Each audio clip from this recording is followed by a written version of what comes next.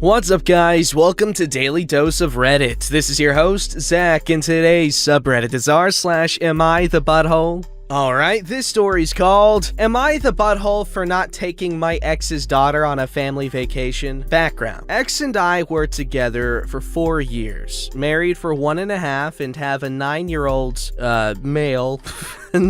male, Noah, together. Ex cheated while I was pregnant, found out when sister-in-law told me that AP, sister-in-law's friend, was pregnant. When I found out, I took Noah and left. I have primary custody. X has weekends. X and AP and GF, I guess accidental pregnancy / girlfriend, have a 7-year-old female, Amy. X and I are usually pretty good when it comes to co-parenting because we have to be. While I usually avoid girlfriend for the obvious reasons and because we just don't mesh. Happened in 2019. Every year my family takes one big week-long vacation. It's a big deal for us because as kids, there's 6 of us, we couldn't afford it. Now that we're all adults and financially stable, we can afford this luxury. We decided that for the 2019 vacation that we're going to Disney World, Florida. Everyone's excited, and by April, everything is basically planned for the August trip. Transportation, accommodation, sightseeing, etc. That year, Noah spent spring break with X since he and girlfriend were taking the kids to visit X's family. During spring break, Noah tells everyone who asks how he's doing and how he's super excited about Disney World, Florida, especially since he helped research Disney World and things we could do in Florida. Now, this upsets Amy. According to ex-mother-in-law, ex-father-in-law, we still have a good relationship, Amy threw major tantrums the last 3 days of the trip. When I went to pick up Noah after the week, X and girlfriend wanted to talk to me. They tell me that Noah's been bragging about Disney World, Florida the whole week, and now Amy wants to go. So to make it fair, I should take Amy along too. In their words, I should help foster an equal relationship between the siblings. Girlfriend said that since they took Noah for a week, spring break, and gave me a break, the least I could do is take Amy for a week too. I laughed. I seriously laughed in their faces. 1. Amy's not my child, so not my responsibility. 2. This was a family vacation, and while Amy's met some of my family during Noah's birthday parties, she's not my family. 3. They took Noah for a week because X wanted him to spend time with his paternal family. 4. Frankly, Amy's a brat. X and girlfriend spoil her to no end, so she doesn't accept no and has to have it her way all the time. Obviously, I said no, that I have no obligations to Amy, and listed reasons 1 through 3, and thought 4. X gave up after the 3rd time asking, but girlfriend hounded me until the trip, calling me a butthole, among other names, saying they couldn't afford a trip to Disney World. Amy even asked me the couple of times I did pick up at their house when I was taking her to Disney World, before and after the trip. Girlfriend's made some snide comments recently when Noah said he was sad about not getting a 2020 vacation, and a couple of X and mine's mutual friends said that I could have just taken Amy to keep the peace. Well, I could have taken Amy. It would have been a financial strain for me. I really didn't want to deal with a child who wasn't mine. Am I the butthole?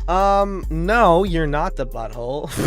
What? Like, how does that make any sense? Like, just because he cheated on you and had a kid with some other woman does not give you any responsibility for that kid, and especially if they're a brat. If the kid wasn't a brat, then maybe I'd just be like, well, hey, you resent the parents, but like, if the kid's cool, you don't have to make them feel bad. But honestly, like, even then, that would just be doing a lot, even though it wasn't needed. So yes, OP's friends are right in that she could have just to keep the peace. But it's not like Florida trips are cheap. They're not.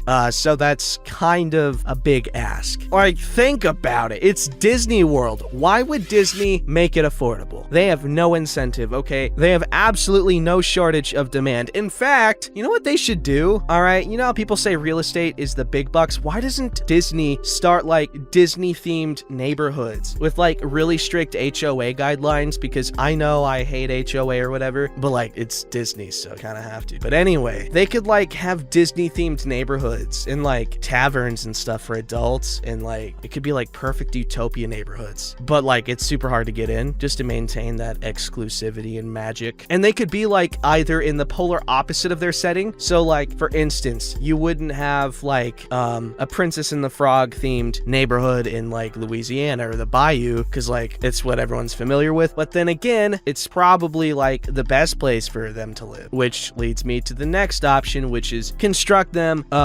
closest to their canonical geographical location. Barnacle.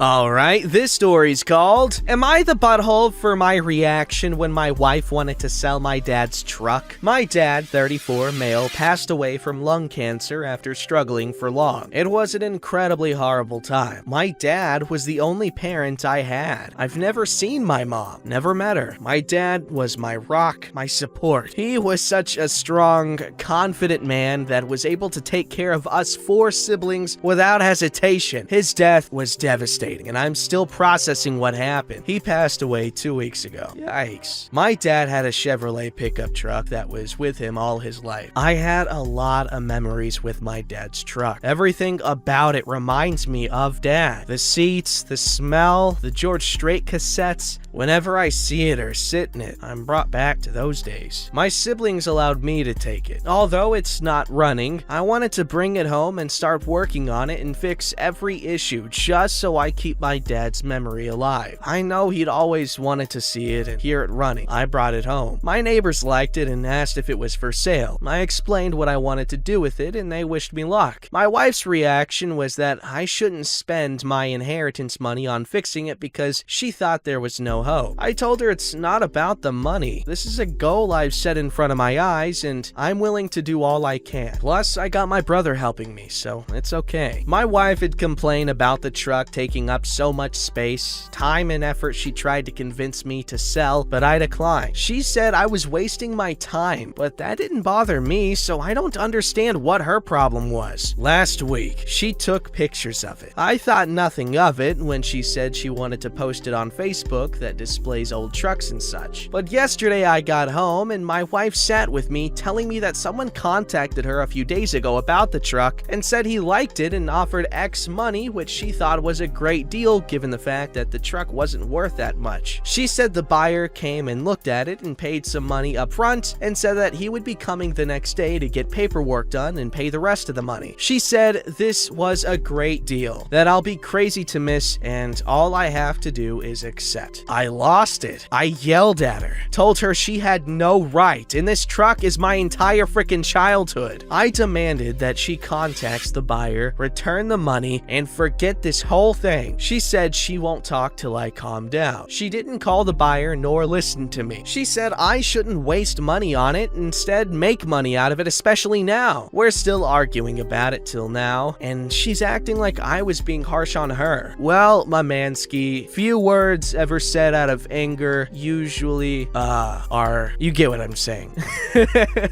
I tried to sound all stoic and sage-like, but you know, sometimes it just doesn't stick. Or no, see, that doesn't work either because I didn't even throw it all. Like half of it stuck, but the other half I just kind of gave up mid-throw. But anyway, OP, you're not the butthole. However, just for the interest of everyone being better off, do approach the situation calm. Yeah, explain to her what you've explained to us, and if she doesn't understand that this is a big part of your childhood, then she cray, man. She just absolutely in the wrong-go, and you've done nothing wrong, and it's okay. All right, I got your back, buddy. Sorry for your loss. That really sucks. And if you want to keep that truck and you want to fix it up, do it, because through that you can maybe feel closer to your father, which is important. And I'd argue more now than ever now that he's gone. Alright, this story's called, Am I the Butthole for Making My Husband Feel Less Like a Man? Oh gosh, men and their fragile masculinity. For I would like to say, I love my husband. He is an excellent provider. I wouldn't call him high income, but we are comfortable and I don't have to work. He has an academic job. That being said, he is useless with anything hands-on. Like, he said he was gonna change the driving light in the car once, and I didn't come. And an hour later, I had to go check, and he had the bumper off the car and was working on the side panel. He had missed the 2 bolts that held the headlamp in place. It was sad and cute at the same time. This kind of leads to me taking care of most repairs around the house. But I am 8 months pregnant, and it's getting hard. This week, our washing machine broke. I couldn't fit behind it to do anything because of my stomach. So I just called my dad, who came over and fixed it. This is the first time I've had to do this since we got married. My husband got home from work and my dad was just finishing the repair. My husband lost it, saying it was one thing for me to walk around like the man of the house, but to call my dad? I am telling everyone he can't take care of his wife. Oh God. I tried to tell him that's not the case, but he wouldn't hear it and left. Someone's insecure. I couldn't follow because he took our only car and wouldn't answer his phone. Next call I get was from his mom telling me he is at her place breaking down because I am just using him to pay for everything, nothing more. And that instead of calling my dad, I should have walked him through on how to fix his washing machine. Now he won't come home till I admit I am emasculating him and apologize for trying to be the man of the house. I am so torn. Am I the butthole for calling my dad? I mean, I could have walked him through the repair, but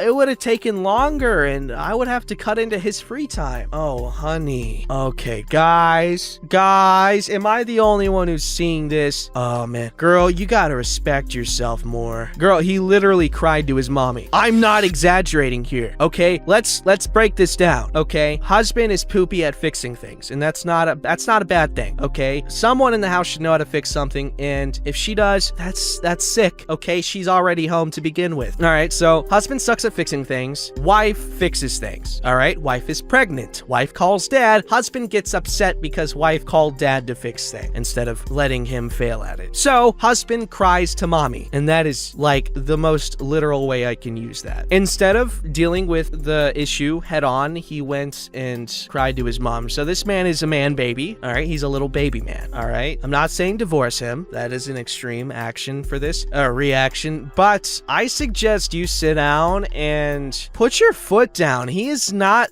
look, you're so freaking considerate that you're not wanting to walk him through how to fix it because it would cut into his free time. There are many reasons you could have cited, but you chose that one. And I feel like that's rather indicative of this relationship dynamic. However, this is a very small snippet. This is a small post, so I can't claim to know about it. However, this is not good. OP, you're not the butthole. You have done nothing wrong. Hubby here is a little baby man, as I've said. But honestly, I just really hope he's not having a good day, but he needs to learn how to deal with his problems like an adult, especially when there's spousal issues that this is ridiculous. Do you realize what I'm saying? He's acting like any screw that she indirectly puts in, either through her own action or through her father's actions, is like another millimeter off his penis. So be careful, man. That's 4 screws down. That's like half.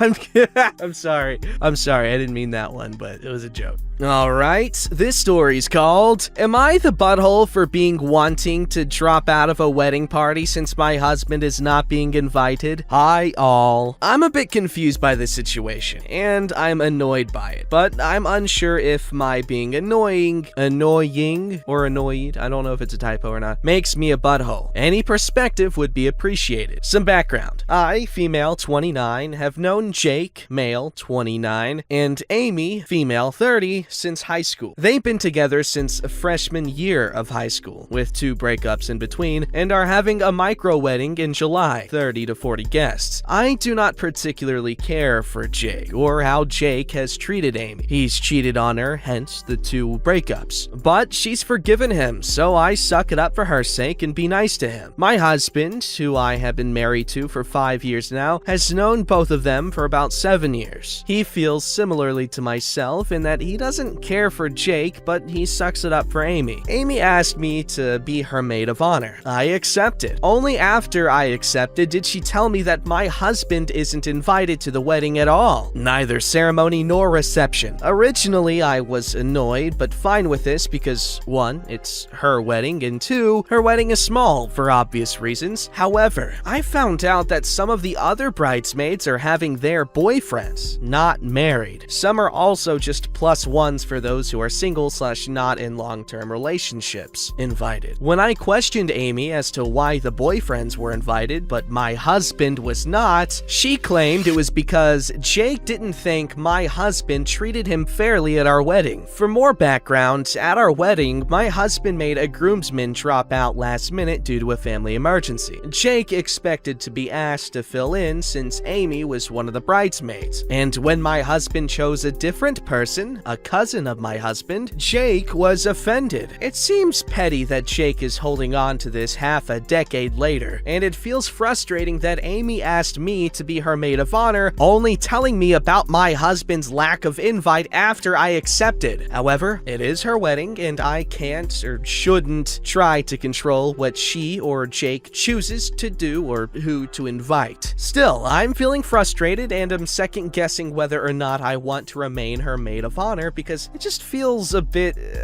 crappy that they're not inviting my husband for some petty grudge that happened at our wedding 5 years ago, but are okay with inviting potential randos. Am I wrong for feeling the way that I do? I've discussed the situation with friends who are not friends with Jake and Amy. Some think that I'm justified in being annoyed or dropping. Others are telling me that it's their wedding so they can choose to invite who they want, just as my husband chose his cousin to be a groomsman instead of Jake. And it's one. I've pretty much been flooded with not the buttholes and have been told to stand up for myself and my husband. So I'm gonna drop out. Neither my husband nor myself deserve the bull they're peddling, and I need to make it clear that my husband is more important than some ridiculous petty grudge. I've tried to talk to Amy about Jake several times about my concerns, but she's blown them off every time. I care about her and love her very much, but she's not returned the same friendship looking back. Guess that was indicative of a bigger issue at hand. Thank you all for your help. I'll update later after I get a hold of Amy. Well, OP, no, you're not the butthole. In fact, you're very understanding, and that's something you should definitely keep up.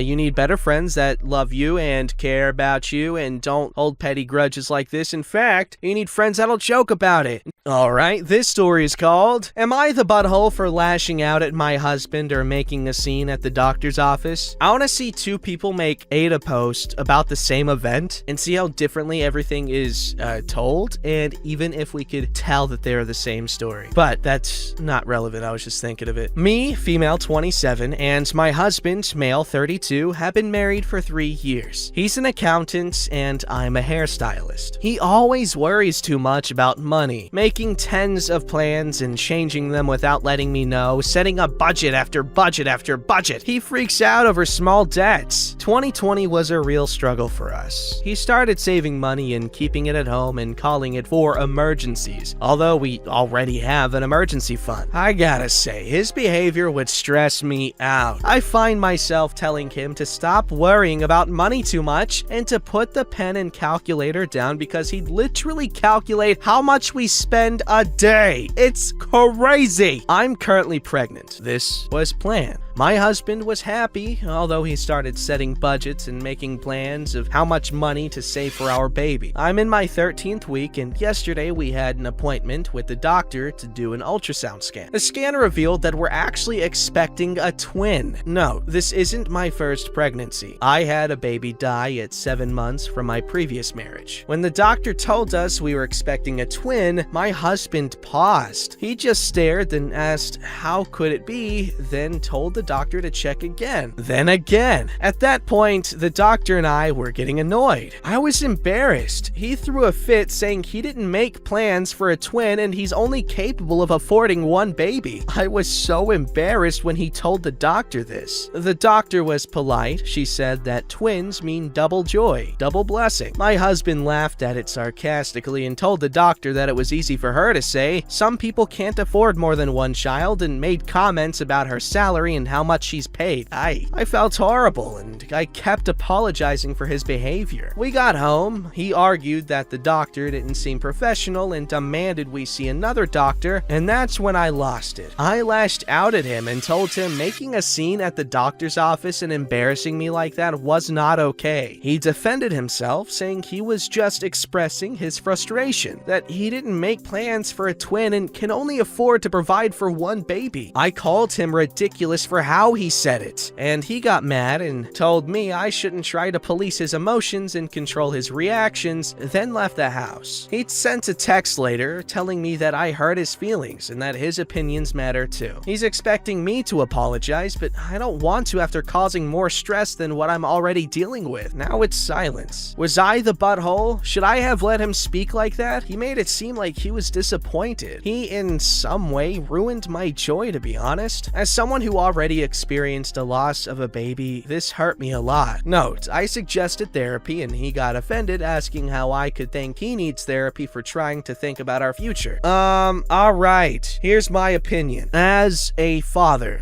in the future, potentially, if I'm pretty sure I'm gonna have a kid or kids. If not on purpose, then definitely by accident one of these days. I'm kidding. Anyway, as a dude, alright, this guy already seems like he's nervous about money and stuff, and honestly, he's an accountant. Makes sense, because money's scary, I guess. But also, it seems like a dude who likes to over-prepare for things, and if that one baby was already having him on edge like that, then, you know, being surprised with the news that he's getting too, well, that's gonna be a surprise to him. And yeah, it's terrifying, because, I imagine taking care of twins is probably maybe around, I don't know exactly how I'm getting this number, but I'm assuming like maybe twice the amount of work as one baby. Don't forget to like, subscribe, and hit that bell to never miss an episode.